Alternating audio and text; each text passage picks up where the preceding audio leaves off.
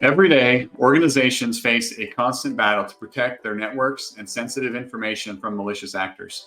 Recently, the National Security Agency, NSA, and the Cybersecurity and Infrastructure Security Agency, CISA, shed some light on the top 10 most common cybersecurity misconfigurations that they've uncovered in the networks of US organizations.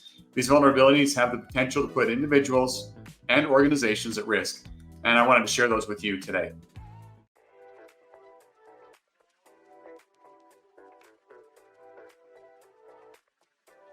Hopefully you're having a wonderful Cybersecurity Awareness Month. I'm Michael Kinnett. I'm CEO, founder of Eternal Networks.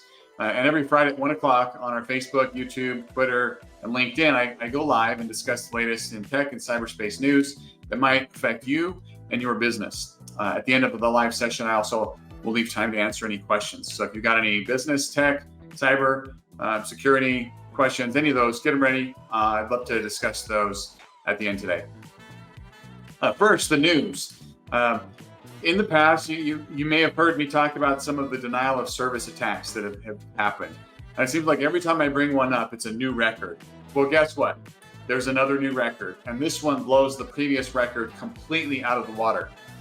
Microsoft, Google, Cloudflare, and Amazon all combined have recently thwarted what is being claimed as the largest ever distributed denial of service, or DDoS, attack that occurred over a 2-month period.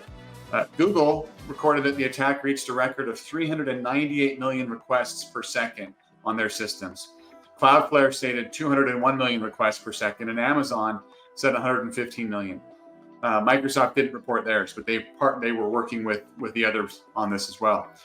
Just to know, each of those numbers from each of those 3 organizations would have set a record on their own.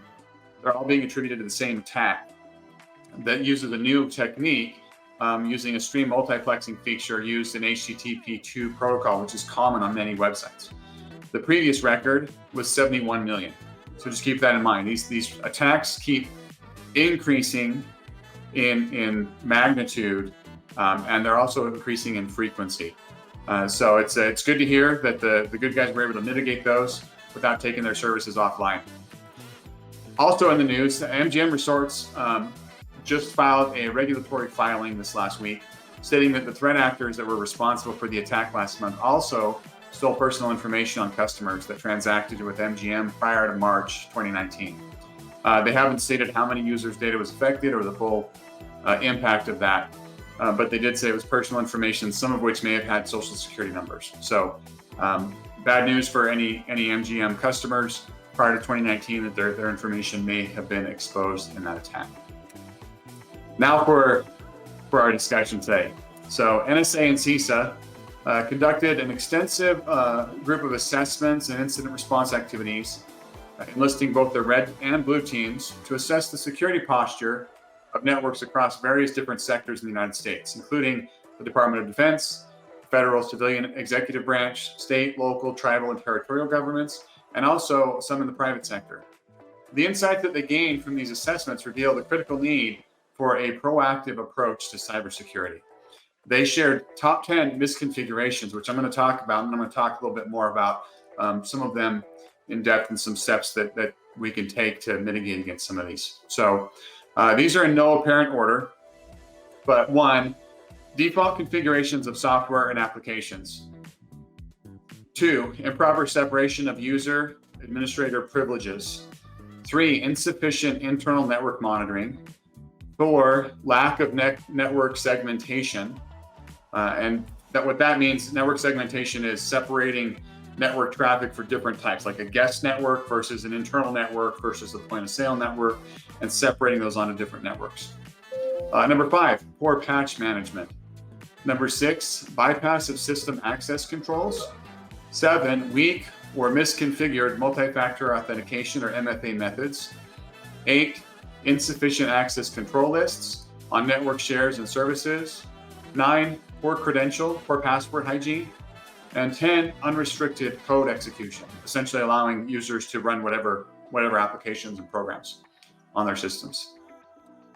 So the path forward, how do you mitigate against this? How do you make sure that you don't have these in place in your environment? Eric Goldstein, he's the Executive Assistant Director for Cybersecurity at CISA. He has called for software manufacturers to embrace secure by design principles, which would help defend against some of these that are on their top 10 list. This approach involves integrating security controls into the product architecture from the early stages of development throughout the software development lifecycle. On an interesting side note related to this, I was on a vendor call with a security vendor and was talking with them. They just recently, this year, became SOC 2 Type 2 certified, where they've gone through extensive audits to make sure that they have security controls in place. And I congratulated this vendor on this achievement. And he said, yeah, you know what? It goes so much deeper than that, though. He informed me that they hired a security specialist and they've completely revamped their security development cycle to align with what Eric is saying here, right?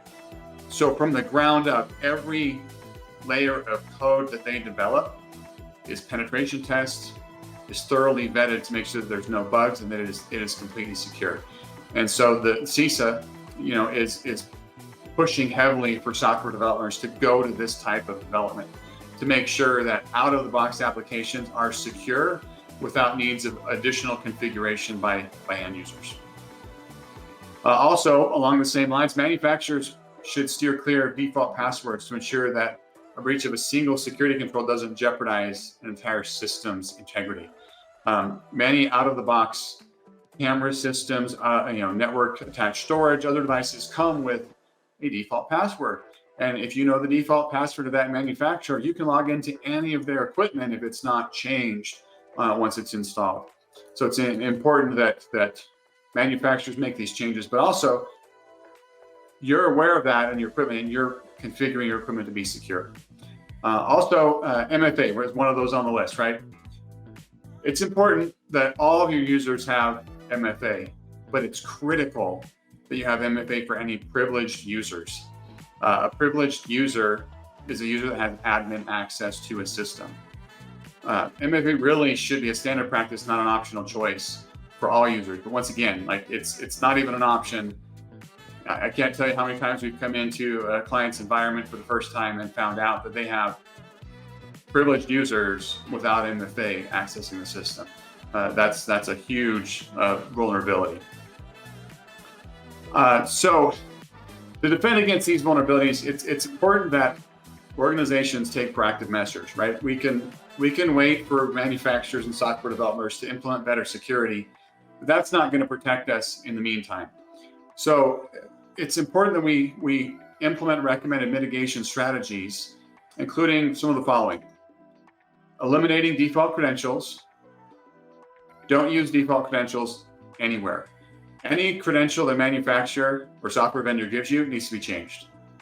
It's important that you harden your configurations. Go through and understand the settings in your systems, right? Workstations, laptops, network equipment, servers, and make sure that you're implementing any possible hardening or policies and settings to better secure those systems. Deactivate unused services and implement stringent access controls. I don't want to be super technical on this. Many programs, including operating systems, use service accounts to access different types of the system. When a piece of software is removed or is no longer in service, sometimes there are service accounts that remain left behind. It's important that those service accounts get disabled, deleted, removed, and that you understand what those services are accessing. Make sure you've got stringent access controls. You have documented that you know that the service application for this piece of software is accessing data on this server and that it's approved.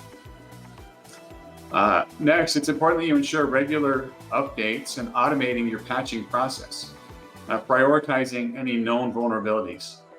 If there's a vulnerability on your system and criminals know about it, it leaves you exposed, right? The longer that vulnerability remains unpatched on your system, the more exposure you have. So it's important that you have a patching process to do regular updates to really take care of and eliminate those vulnerabilities. It's also important, going back to privileged accounts, right? These administrator accounts. You should do everything that you can to reduce or restrict the amount of those administrative accounts that you have. You should regularly audit those accounts. You should regularly and closely monitor those accounts. You should understand all the changes that those accounts are making and have a way of monitoring and being alerted when something changes with those accounts. Also, the NSA and CISA recommend that organizations go the extra mile by testing their security programs against the threat behaviors that they have mapped to the MITRE ATT&CK framework. This is a framework that many in the industry are moving towards, that provides valuable insights into understanding and countering advanced cyber threats. The MITRE ATT&CK framework, these are the type of exploits that threat actors can take to attack your vulnerabilities, right? And so understanding where those risks are, where your exposures are through that MITRE ATT&CK framework can really help you as you're working to lock down and better secure your organization. In an age where cybersecurity misconfigurations threaten businesses, securing your network is critical. At Eternal Networks, we understand the critical need for these proactive security measures, and our expert team is dedicated to working together with you to fortify your organization against these type of vulnerabilities.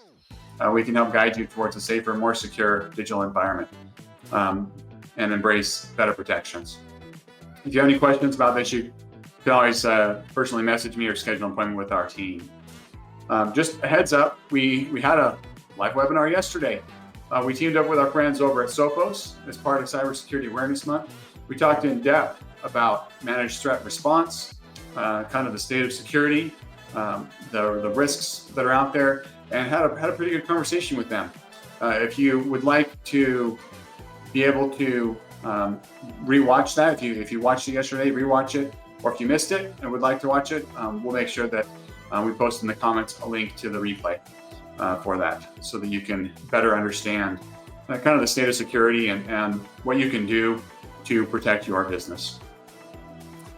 Let's see, I don't see any questions from our live audience. So thanks for joining us today. If you've got any questions or comments after the fact, you can always contact me, direct message, call our office, email our team, go to our website, itnet.works. Hope you have a wonderful weekend, and we'll see you next week.